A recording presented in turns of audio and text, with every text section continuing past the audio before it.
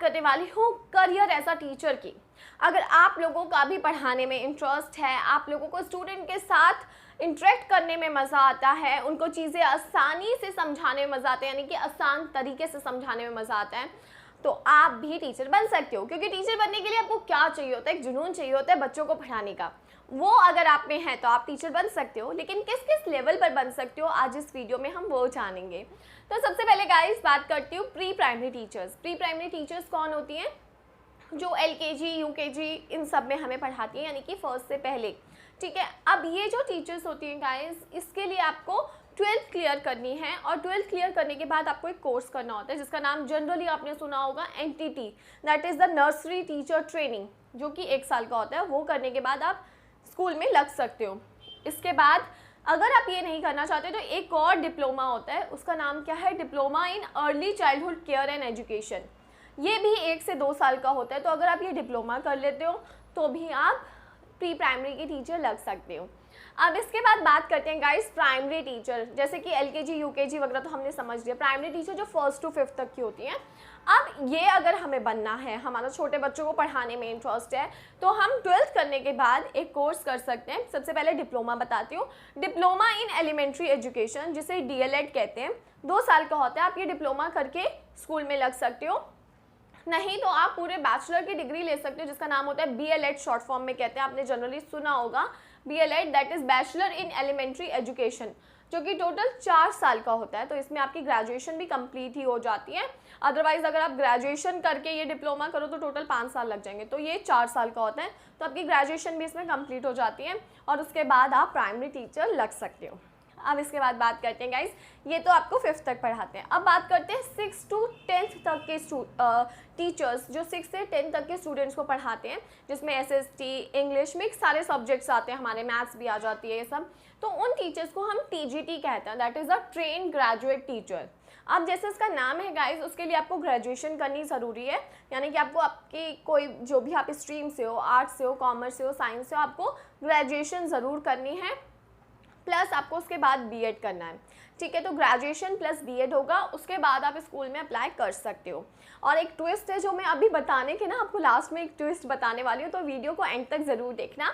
इसके बाद गाइस, यानी कि अगर आपने ये किया, ग्रेजुएशन के बाद BEd कर ली, तो यानी आप 10th तक के क्लास के स्टूडेंट्स को पढ़ाने के लिए एलिजिबल हो। लेकिन आपका अगर इंटरेस्ट है 11th 12th के स्टूडेंट्स को पढ़ाने का, जिससे मेरा है, तो आप क्या कर सकते हो? PGT टीचर लग सकते हो, that is a post graduate teacher.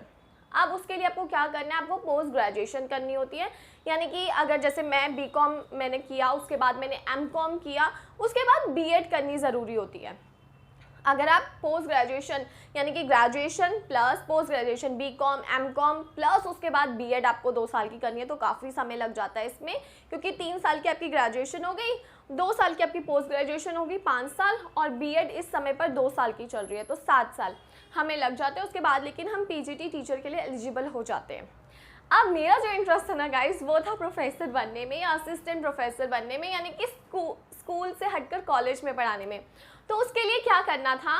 Post graduate तो होना ही है, यानी कि आपको BCom जैसे मैंने करी, MCom करी, उसके बाद हमें एक नेट का एग्ज़ाम देना होता है।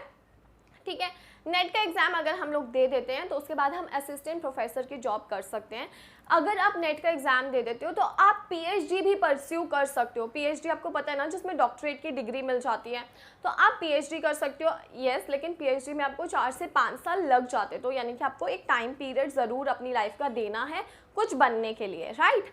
तो आप PhD भी कर सकते हो, आप MPhil भी कर सकते हो, यानी कि मास्टर इन फिलोसफी, तो वो भी एक करियर ऑप्शन है। उसके बाद आप बहुत अच्छे अच्छे कॉलेजेस में जॉब के लिए अप्लाई कर सकते हो।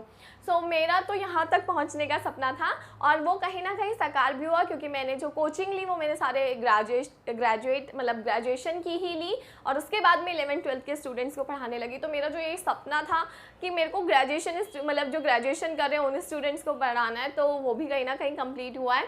सो यहाँ तक अगर आपको पहुँचना है तो ऑफकोर्स आपको BCom MCom यानी कि पोस्ट ग्रेजुएट करने के बाद, और पोस्ट ग्रेजुएशन में भी मिनिमम 55% आपको लाने होते हैं।